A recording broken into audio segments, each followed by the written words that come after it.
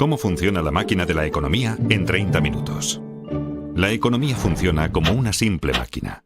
Sin embargo, muchos no la entienden o no concuerdan en cómo funciona. Y eso ha llevado a mucho sufrimiento económico en vano. Siento una profunda obligación de compartir mi plantilla económica, sencilla pero práctica. Aunque no es convencional, me ayudó a predecir y eludir la crisis financiera mundial. Y me sirve bien ya hace más de 30 años. Comencemos. Aunque la economía puede parecer compleja, funciona en forma simple y mecánica. Consta de unas pocas piezas simples y muchas transacciones simples que se repiten una y otra vez innumerables veces. Estas transacciones son impulsadas más que nada por la naturaleza humana y crean tres fuerzas principales que mueven la economía. 1. Incremento de la productividad. 2. El ciclo de deudas a corto plazo. 3. El ciclo de deudas a largo plazo. Veremos estas tres fuerzas y cómo al superponerlas una a la otra, creamos una buena plantilla para seguir los movimientos económicos y comprender qué está ocurriendo. Comencemos por la parte más simple de la economía. Transacciones. Una economía es simplemente la suma de las transacciones que la componen. Y una transacción es algo muy sencillo. Todo el tiempo hacemos transacciones. Cada vez que compramos algo, creamos una transacción. Cada transacción consiste en un comprador que canjea dinero o crédito a un vendedor por mercancías, servicios o activos financieros. El crédito se gasta como el dinero. De modo que sumando el dinero gastado al crédito gastado, sabemos el gasto total. El gasto total impulsa la economía. Si dividimos la suma gastada por la cantidad vendida, obtenemos el precio. Y eso es todo. Esto es una transacción. Es el pilar de la máquina de la economía. Los ciclos y fuerzas de una economía son impulsados por transacciones. Así que si entendemos las transacciones, entendemos toda la economía. Un mercado consta de todos los compradores y todos los vendedores que realizan transacciones con lo mismo. Por ejemplo, hay un mercado del trigo, un mercado de coches, un mercado de valores y mercados para millones de cosas. Una economía consta de todas las transacciones en todos sus mercados. Si sumamos el total de gastos y la cantidad total vendida en todos los mercados, tenemos todo lo que necesitamos saber para entender la economía. Es así de simple. Las personas, empresas, bancos y gobiernos, todos participan en transacciones como describí anteriormente.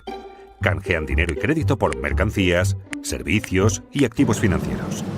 El mayor comprador y vendedor es el gobierno, compuesto por dos partes importantes.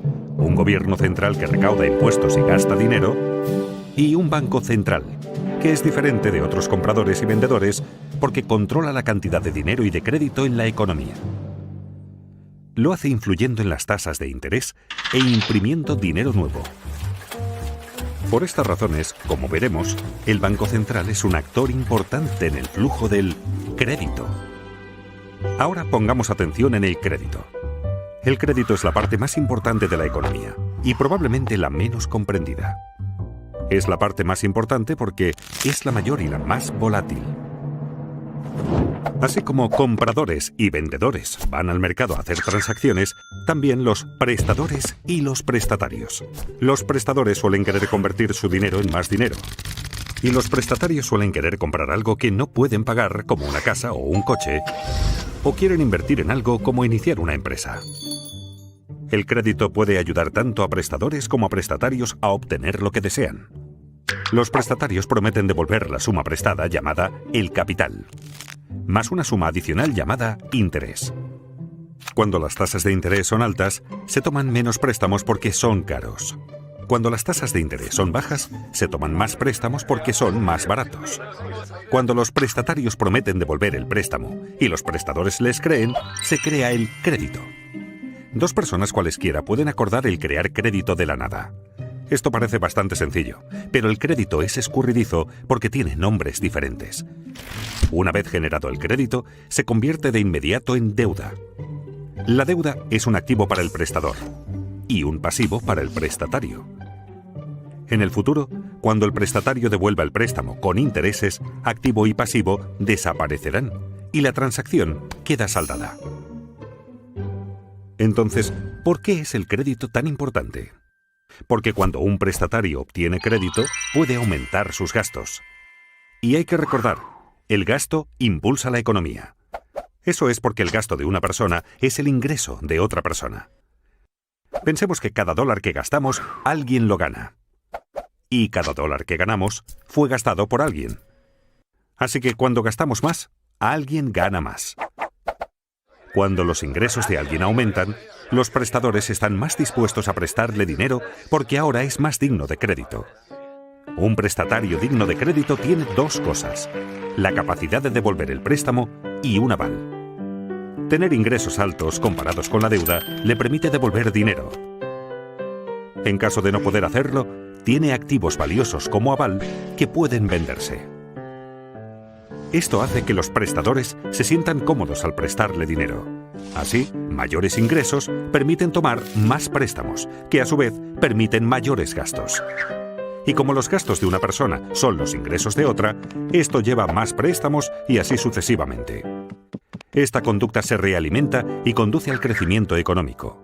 Y por eso tenemos ciclos. En una transacción hay que dar algo para obtener algo. Y cuánto obtenemos depende de cuánto producimos. Con el tiempo aprendemos y esos conocimientos acumulados elevan los niveles de vida. A esto lo llamamos crecimiento de la productividad. Quienes son creativos y trabajan duro aumentan su productividad y sus niveles de vida con mayor rapidez que aquellos complacientes y perezosos. Aunque no necesariamente a corto plazo. La productividad cuenta más a largo plazo. El crédito a corto plazo. Esto es porque el crecimiento de la productividad no fluctúa mucho, así que no es un propulsor importante de los vaivenes económicos.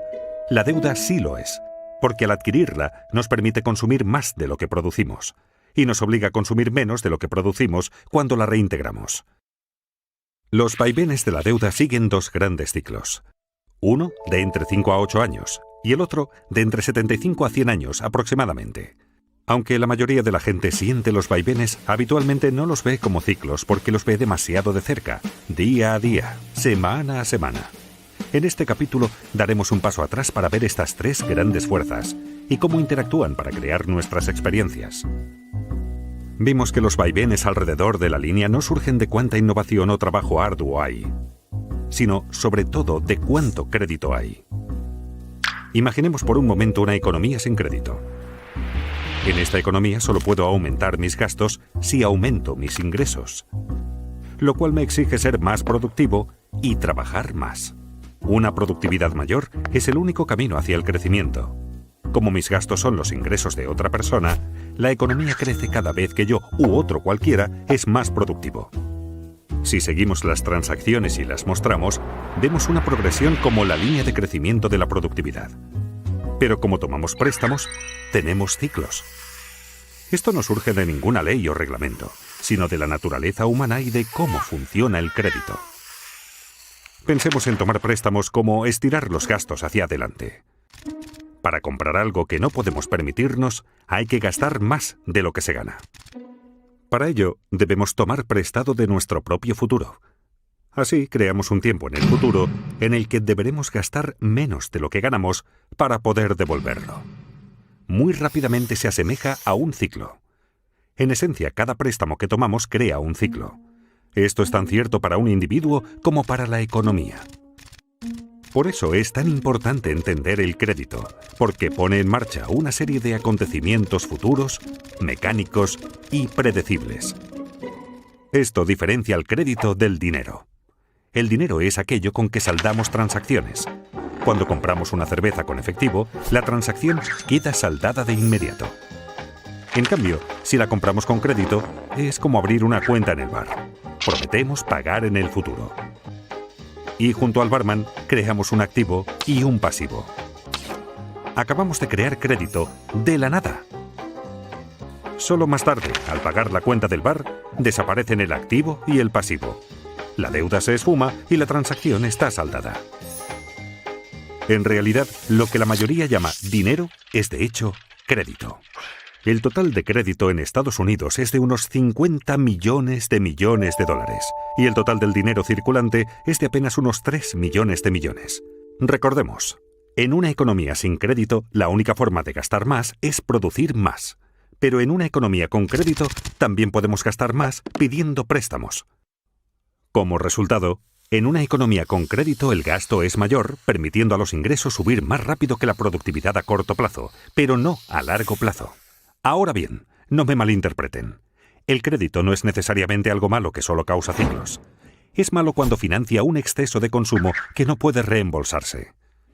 Sin embargo, es bueno cuando asigna recursos con eficacia y produce ingresos que nos permiten devolver la deuda.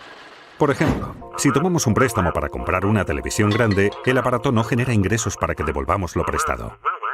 Pero si tomamos un préstamo para comprar un tractor, y así poder cosechar mayores cultivos y ganar más dinero, podremos devolver lo prestado y mejorar nuestro nivel de vida. En una economía con crédito, podemos seguir las transacciones y ver cómo el crédito genera crecimiento. Veamos un ejemplo. Imaginemos que ganamos $100.000 anuales y no tenemos deuda alguna. Entonces, si nos prestan $10.000, supongamos que en una tarjeta de crédito podríamos gastar $110.000, aunque en realidad solo ganamos $100.000. Como mis gastos son los ingresos de otro, alguien está ganando $110.000. La persona que está ganando $110.000 sin tener deuda alguna puede tomar prestados $11.000 y así gastar $121.000, aunque en realidad solo ganó $110.000. Sus gastos son los ingresos de otro, y siguiendo las transacciones podemos comenzar a ver cómo este proceso sigue una pauta que se refuerza a sí misma. Pero recordemos, tomar préstamos crea ciclos, y si el ciclo sube, en algún momento deberá bajar. Esto nos lleva al ciclo de deuda a corto plazo. Cuando aumenta la actividad económica vemos una expansión, la primera fase del ciclo de deudas a corto plazo. El gasto sigue creciendo y los precios comienzan a subir. Esto ocurre porque el mayor gasto es alimentado por el crédito, que puede crearse instantáneamente de la nada.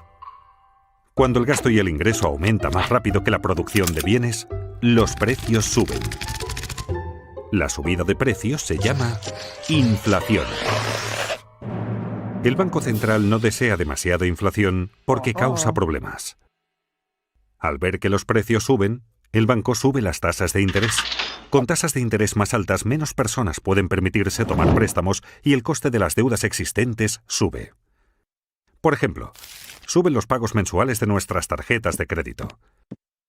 Como la gente toma menos prestado y tiene que pagar más por sus deudas, tienen menos dinero disponible para gastar y el gasto se ralentiza. Y como los gastos de una persona son los ingresos de otra, los ingresos bajan y así sucesivamente. Cuando la gente gasta menos, los precios bajan. Eso se llama deflación. La actividad económica disminuye y tenemos una recesión. Si la recesión se torna demasiado grave y la inflación ya no es un problema, el Banco Central bajará las tasas de interés para que todo vuelva a remontar. Con tasas de interés bajas, los reintegros de las deudas se reducen, se toma más prestado y se gasta más, y vemos otra expansión. Como vemos, la economía funciona como una máquina. En el ciclo de deuda a corto plazo, el gasto se restringe solo por la voluntad de prestadores y prestatarios de dar y recibir crédito. Cuando el crédito se obtiene con facilidad, hay expansión económica. Cuando no se obtiene fácilmente, hay una recesión. Y atención, este ciclo es controlado en primer lugar por el Banco Central. El ciclo de deuda de corto plazo suele durar de 5 a 8 años, y se repite una y otra vez durante décadas. Pero notarán que la parte inferior y la superior de cada ciclo terminan con mayor crecimiento que el ciclo anterior y con más deuda.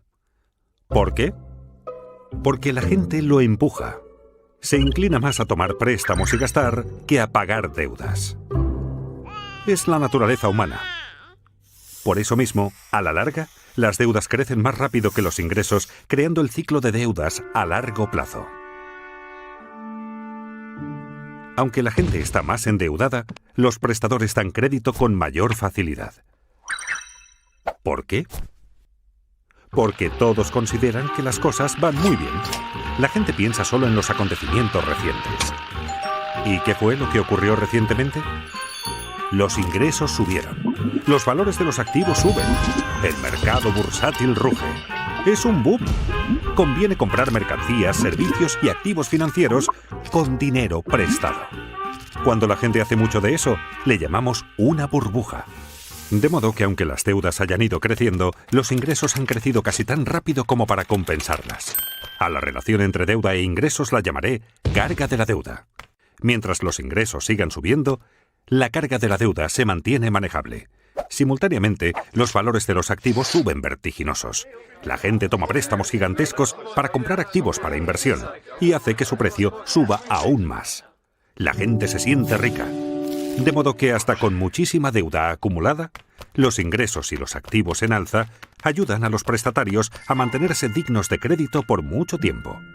Obviamente es algo que no puede continuar para siempre. Y no ocurre. Con las décadas, la carga de la deuda aumenta lentamente y crea reembolsos crecientes. Cuando estos reembolsos comienzan a crecer más rápido que los ingresos, obligan a la gente a recortar sus gastos. Y como los gastos de una persona son los ingresos de otra, los ingresos comienzan a bajar, lo que convierte a la gente en menos digna de crédito y reduce los préstamos tomados. Los pagos para saldar deudas continúan subiendo, haciendo que los gastos caigan más aún y el ciclo se invierta. Este es el cénit de la deuda a largo plazo. Las cargas de la deuda se han vuelto demasiado grandes. En Estados Unidos, Europa y buena parte del mundo, esto ocurrió en 2008. Ocurrió por la misma razón que en Japón en 1989 y en Estados Unidos en 1929. La economía comienza ahora a desapalancarse. En esta fase, la gente reduce el gasto, el ingreso baja, el crédito desaparece, los activos caen, los bancos sufren, las bolsas se desmoronan, las tensiones sociales aumentan y todo comienza a realimentarse en el sentido opuesto. A medida que caen los ingresos y suben los pagos por deudas, los prestatarios quedan restringidos. Ya sin derecho a crédito, sus créditos se agotan y ya no pueden tomar suficiente dinero prestado para saldar sus deudas. Desesperados, los prestatarios se ven obligados a vender activos. La fiebre de ventas inunda el mercado. Aquí es donde colapsa la bolsa. El mercado inmobiliario se hunde y a los bancos se les complican las cosas. Cuando los activos bajan de precio, bajan los valores de los avales de los prestatarios. Esto hace que los prestatarios merezcan aún menos crédito. La gente se siente pobre. El crédito desaparece rápidamente. Menos gasto, menos ingreso, menos riqueza, menos crédito, menos préstamos tomados y así sucesivamente. Es un círculo vicioso. Se asemeja a una recesión, pero la diferencia aquí es que no se pueden bajar las tasas de interés para salvar la situación. En una recesión, la baja de tasas estimula la toma de préstamos. Pero en un desapalancamiento, bajar las tasas no sirve, pues las tasas de interés ya están bajas y llegan pronto al 0%. Así que se acaba el estímulo. Las tasas de interés en Estados Unidos llegaron al 0% durante el desapalancamiento de la década de 1930 y nuevamente en 2008. La diferencia entre una recesión y un desapalancamiento es que en este, la carga de la deuda sobre los prestatarios creció demasiado y no pudo aliviarse bajando las tasas de interés. Los prestadores comprenden que deudas tan excesivas no pueden ser devueltas totalmente. Los prestatarios perdieron su capacidad de pagar y sus avales perdieron valor. Se sienten paralizados por la deuda y ya no quieren más. Los prestadores dejan de prestar. Los prestatarios dejan de tomar prestado. Pensemos en la economía como indigna de crédito. Como una persona. ¿Qué hacer entonces con el desapalancamiento? El problema es que las cargas de las deudas son muy altas y deben bajar. Hay 4 formas en que esto puede ocurrir. 1. Personas, empresas y gobiernos recortan sus gastos. 2. Se reducen las deudas mediante moratorias y reestructuras. 3. La riqueza se redistribuye de los que tienen a los que no tienen. 4. El Banco Central imprime dinero nuevo. Estas 4 formas ocurrieron en cada desapalancamiento de la historia moderna. Es habitual recortar primero los gastos. Como vimos, personas, empresas, bancos y hasta gobiernos se ajustan el cinturón y recortan gastos para poder pagar sus deudas. Esto se llama con frecuencia austeridad. Cuando los prestatarios dejan de contraer nuevas deudas y comienzan a pagar las deudas viejas, puede esperarse que la carga de la deuda baje. Pero ocurre lo contrario. Como se recorta el gasto, y el gasto de una persona es el ingreso de otra, esto hace que los ingresos caigan más rápido de lo que se saldan las deudas, y así la carga de la deuda de hecho empeora. Como vimos, este recorte del gasto es deflacionario y doloroso. Las empresas están forzadas a reducir costes, lo que significa menos empleos y mayor paro. Esto lleva a la etapa siguiente. Deben reducirse las deudas. Muchos no pueden pagar sus préstamos y las deudas del prestatario son el activo del prestador. Cuando los prestatarios no pagan al banco, la gente teme que el banco no pueda pagarle lo suyo y corre a retirar su dinero del banco. Los bancos quedan restringidos y la gente, las empresas y los bancos dejan de pagar sus deudas. Esta grave contracción económica es una depresión. Buena parte de una depresión consiste en descubrir que lo que suponíamos era nuestra riqueza no está. Volvamos al bar. Cuando compramos una caña a cuenta, prometimos pagarle al dueño del bar. Nuestra promesa se convirtió en un activo del barman. Si no cumplimos la promesa, no le pagamos y entramos en moratoria de nuestra cuenta de bar. Entonces, este activo que tenía, de hecho, no vale nada. En esencia, ha desaparecido. Muchos prestadores no quieren ver su patrimonio desaparecer y acuerdan reestructurar la deuda. Esto significa que los prestadores recibirán un reembolso menor o que cobrarán en un lapso mayor o con un interés menor al acordado inicialmente. De esta manera, se incumple un contrato a pesar de que se reduce la deuda. Los prestadores prefieren así un poco de algo antes que el total de la nada. Pese a que desaparece deuda, su reestructuración hace que los valores de ingresos y activos desaparezcan más rápido, con lo cual la carga de la deuda continúa empeorando. Como recortar gastos, reducir la deuda también es doloroso y deflacionario. Todo esto afecta al gobierno central porque menores ingresos y menos empleo significan que el gobierno recauda menos impuestos. Al mismo tiempo, necesita aumentar su gasto por el aumento del paro. Muchos de los parados tienen ahorros inadecuados y necesitan apoyo financiero del gobierno. Además, los gobiernos crean planes de incentivos y aumentan sus gastos para compensar la baja de la economía.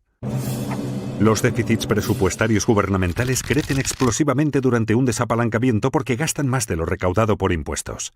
Eso es lo que está ocurriendo cuando oímos sobre el déficit en los noticiarios. Para financiar los déficits, los gobiernos deben subir los impuestos o tomar dinero prestado. Pero con ingresos en caída y tantos en paro, ¿de quién vendrá el dinero? De los ricos. Ya que los gobiernos necesitan más dinero y la riqueza está muy concentrada en manos de un pequeño porcentaje de la gente, es natural que los gobiernos cobren más impuestos a los acaudalados, lo cual facilita una redistribución de la riqueza en la economía de los que tienen hacia los que no tienen. Los que no tienen y sufren comienzan a sentir resentimiento hacia los ricos que tienen. Los que tienen, sufriendo la economía débil, los precios de los activos en baja y los impuestos en alza, comienzan a sentir resentimiento hacia los que no tienen. Si la depresión continúa, puede alterarse el orden social. No solo subirán las tensiones internas en los países, sino que también entre países, sobre todo entre deudores y acreedores. Esta situación puede llevar a un cambio político que a veces puede ser extremo. En la década de 1930, esto condujo a Hitler al poder, a la guerra en Europa y a la depresión en Estados Unidos. La presión para que se haga algo que ponga fin a la depresión aumenta. Recordemos, lo que la mayoría consideraba dinero era en realidad crédito. Así, cuando el crédito desaparece, la gente no tiene suficiente dinero. La gente está desesperada por dinero. ¿Recuerdan quién puede imprimirlo? El Banco Central. Tras haber bajado ya sus tasas de interés a casi cero, está obligado a imprimir dinero. A diferencia del recorte de gastos, la reducción de la deuda y la redistribución de riquezas, la impresión de dinero es inflacionaria y estimulante. Inevitablemente, el Banco Central imprime dinero nuevo de la nada que usa para comprar activos financieros y bonos del gobierno. Ocurrió en Estados Unidos durante la Gran Depresión y nuevamente en 2008, cuando su Banco Central, la Reserva Federal, imprimió más de 2 millones de dólares. Otros bancos centrales del mundo que podían también imprimieron mucho dinero. Comprar activos financieros con este dinero ayuda a elevar los precios de los activos, volviendo a la gente más digna de crédito. Pero esto ayuda solo a los que tienen activos financieros. Y es que el Banco Central puede imprimir dinero, pero solo puede comprar activos financieros.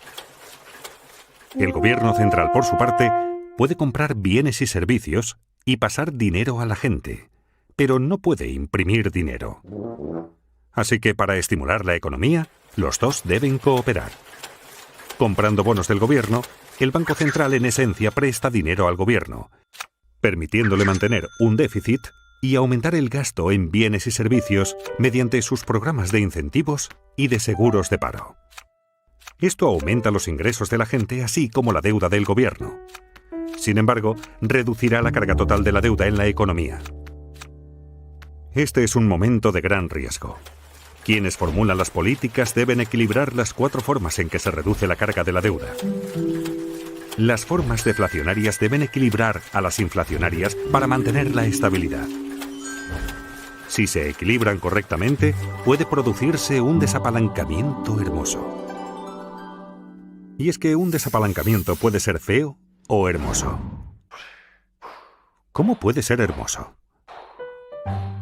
Aunque un desapalancamiento es una situación difícil, manejar óptimamente una situación difícil es algo hermoso.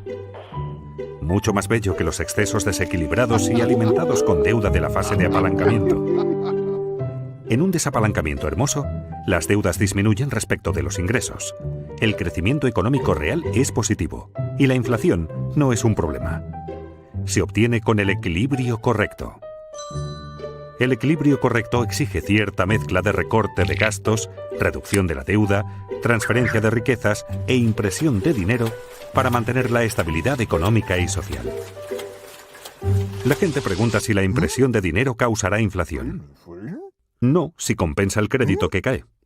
Recordemos, el gasto es lo que importa. $1 de gastos pagado con dinero afecta a los precios igual que $1 de gastos pagado con crédito. Imprimiendo dinero, el Banco Central puede compensar la desaparición de crédito con un aumento de la cantidad de dinero. Para cambiar esta situación, el Banco Central necesita no solo fomentar el crecimiento de los ingresos, sino lograr que la tasa de crecimiento del ingreso supere a la tasa de interés sobre la deuda acumulada. ¿Qué quiero decir con ello? En esencia, los ingresos deben crecer más rápido que las deudas. Por ejemplo, supongamos que un país en desapalancamiento tiene una relación deuda-ingreso del 100%. Esto significa que su deuda total es igual a los ingresos del país entero en un año. Pensemos ahora en la tasa de interés sobre esa deuda, digamos que del 2%.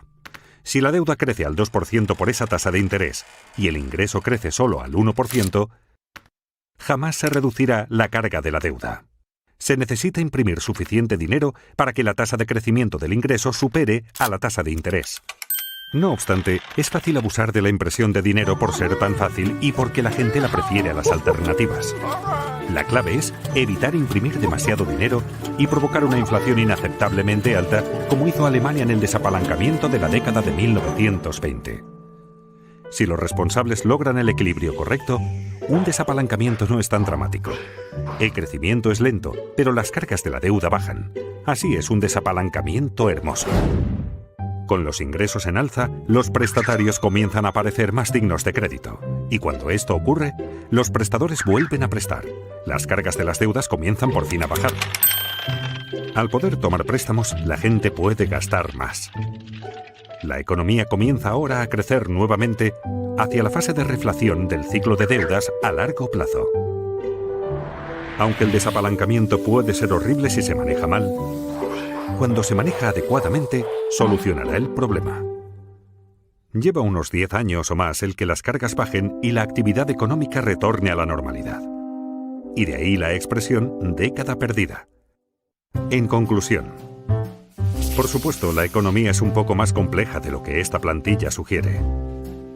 Pero superponiendo el ciclo de deuda a corto plazo al de deuda a largo plazo, y a ambos encima de la línea de crecimiento de la productividad, obtenemos un modelo razonable para ver dónde hemos estado, dónde estamos y hacia dónde es probable que vayamos. En resumen, hay 3 reglas prácticas que me gustaría que les quedaran de esta charla. La primera, que la deuda no crezca más rápido que los ingresos, porque las cargas de la deuda terminarán aplastándonos.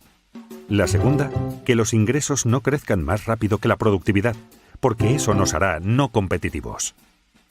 Y la tercera, hacer todo lo posible para aumentar la productividad, pues a largo plazo es lo que más importa. Son consejos sencillos para todos, incluidos los responsables de políticas. Sorprendentemente, la mayoría de la gente, y también de los responsables de políticas, no presta atención suficiente a esto. Esta plantilla ha funcionado en mi caso, y espero que funcione en el vuestro. Muchas gracias.